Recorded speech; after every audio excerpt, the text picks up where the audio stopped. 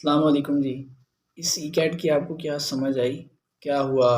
ई cat हुआ, number भी आ गए। कुछ बच्चे हैं जिनके रिज़ल्ट भी अभी अपलोड नहीं हुआ। नंबर क्या आए? बच्चे फ़ेल हो गए। ड्रामे क्या हुए? दोबारा ई कैट होगा, दोबारा रजिस्ट्रेशन होगी, दोबारा पैसे लगेंगे और बस हमने पैसा बनाना है और कुछ नहीं करना। यही ई कैट अगर आप एफएससी के बाद ले लेते, एक ही ई कैट कंडक्ट होता, बच्चे तैयारी करते, उसका अच्छी तरह इम्तिहान देते, तो ये नौबत ना आती। अब ये पता भी नहीं है कि एडमिशन इन्होंने किस बेस पे करना है, क्योंकि according to the instruction given by the UET main campus, उसके मुताबिक क्या है कि अब जो दूसरा ई कैट होगा ना, वो होगा, वो देखेंगे जो ई कैट जिसमें बच्चों के अच्छे नंबर आएंगे, उस बेस पे एडमिशन का ऐलान करेंगे। तो क्या ड्रामा रचाया हुआ है, क्या कुछ किया हुआ है। एक ही ई कैट लो, उस पर आप बच्चों को इवेलुएट करो, उसके मुताबिक आप एडमिशन कराओ। आप पैसे दुगने लेते हैं और फिर भी बच्चे एडमिशन लेने से कासिर होते हैं। अब जो इधर बच्चे फेल हुए हैं, अब उनके ये तो पैसे ज़ाया हुए हैं, दोबारा ई कैट देंगे, जाहिर सी बात है, दोबारा तैयारी करेंगे और दोबारा से उन्हें एक एफ़र्ट करनी पड़ेगी। यही आप एक ई कैट अगर एफएससी के बाद रख लेते और उसमें आप बच्चों को बता देते सिलेबस सारा कुछ, आपने ये तैयारी करनी है, बच्चे अच्छी तरह प्रिपेयर होते और फिर उसके मुताबिक टेस्ट होता, तो फिर देखते आप रिज़ल्ट किस तरह आता।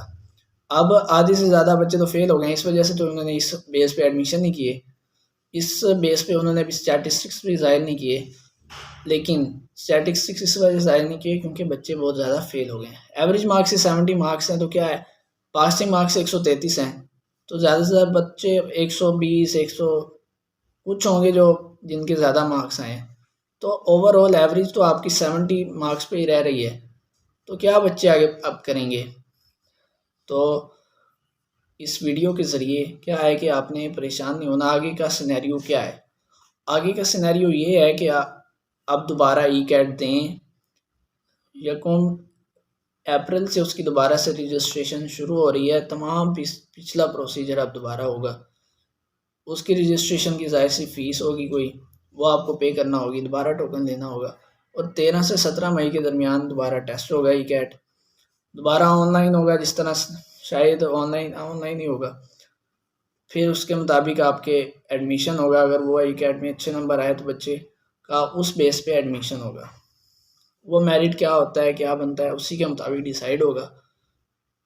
अब कुछ भी नहीं कहा जा सकता कि अब आगे क्या होने वाला है। आगे जो है उनके मुताबिक वो यही है कि यूईटी दोबारा टेस्ट लेगी, फिर उसके मुताबिक एडमिशन होगा।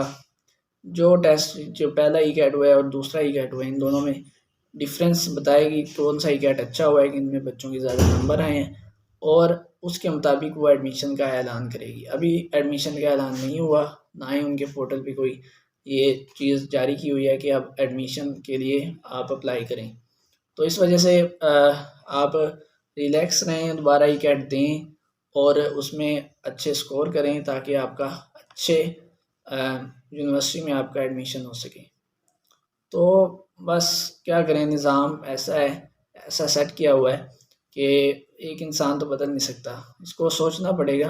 क्योंकि अगर आप एफएससी, क्योंकि ज़्यादा से ज़्यादा बच्चे क्या है एफएससी के बाद ही उसकी तैयारी करते हैं, क्योंकि एंट्रेंस टेस्ट जो भी होता है वो मुश्किल ही होता है, उनके नए कॉन्सेप्ट्स होते हैं, तो उसको क्लियर करने के लिए भी एक प्रॉपर गाइडेंस और तैयारी की ज़रूरत होती है।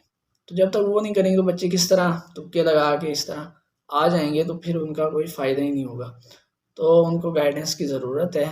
तो मैं आगे तमाम प्रोसीजर के बारे में बताता रहूँगा, इसीलिए चैनल को सब्सक्राइब लाजमी करें।